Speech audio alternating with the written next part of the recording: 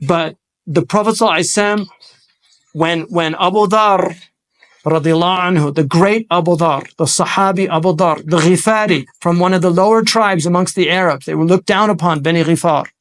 When Abu Dhar called Bilal al-Habashi, Ya bin Sauda, which is like saying the N-word to the Arabs at that time. You know, it was a humiliating thing. The Prophet didn't say, Ya Unsari, you're a racist. He said, Abu Dhar, anta imrun fik al-jahiliyyah. You're a man that still has some jahiliyyah in him. We need to work on that. So don't alienate people by creating this race war between whites and blacks. It's very dangerous. This is what Iblis does. These narratives are Iblisic narratives.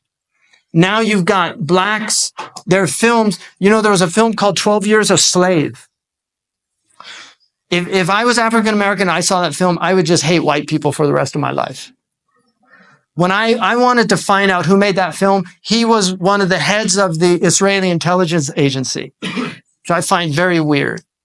I think there's people that want race wars on this planet, and they're minions of Shaitan, because Shaitan wants us to fight each other. I was raised by a woman she just didn't have any racism. People that know my mom know my mother. My mother didn't have any racism.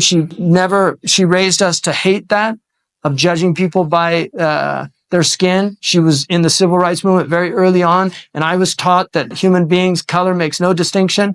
People should be distinguished by their character, that's what King was asking for. Judge us not by the color of our skin, but by the content of our character. That's the criteria of Islam. So if you're going to demonize white people, or say the white supremacy power structure, and use these terms of critical theory, which is Marxism, if you're going to use those terms, for me, it's a dangerous road for the Muslims to go down. I'm very opposed to it personally. And I appreciate people can say, well, that's because you're white or something like that. I've never considered myself white. I consider myself a human being, first and foremost. I don't consider myself white. You know, if you want, I'll get that spray paint and paint it another color. I could care less, you know. I know it's not easy to be brown in a lot of places, but it's also not easy to be Igbo vis-a-vis the Fulani in Nigeria. So it's not always about skin. It's not easy to be a Zahrani in Saudi Arabia vis-a-vis other tribes. It's not easy to be, a Bedouin in a lot of Muslim countries today. It's not easy to be a Hartani in Mauritania, you know. It's not easy to be a Zanagi in relation to the Zawaya in Mauritania. They're same Arab tribes, but one of them is the Brahman and the other is the Kishtiriya, like the Hindu kind of category. So we have these tribulations all over the world. You know, the Europeans have been the best racists ever. You know, they've been the best at it, but it's a human problem. The Pakistanis have it. You know, Baluchis have it, right? The Pathans have it vis-a-vis the Punjabis, right? The Muhajirs have it vis-a-vis the natives, right?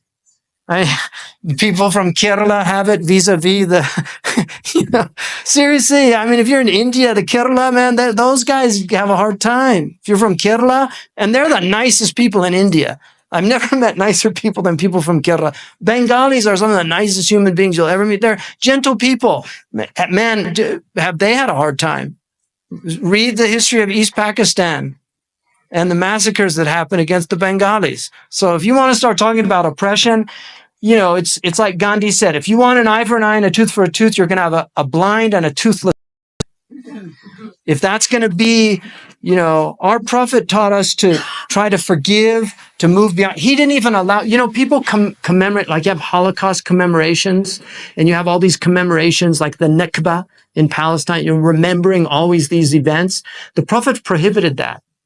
The Yom Bu'ath was a day the Ansar, the Aus and the Khazraj used to remember the Bu'ath war between the two of them. They used to commemorate it. And they would get out and they would say their poetry. Those events would always lead to fighting. And the Prophet forbade it. Because he was trying to unite people. You know, this is the point. We want to unite hearts. And that's not to deny that there's a real problem of color. I'm not denying that at all. I just think that we should frame these things within our own tradition and not allow others to define our cognitive frames, to use a Dr. Omar term. I mean, he didn't invent that, but he likes that one.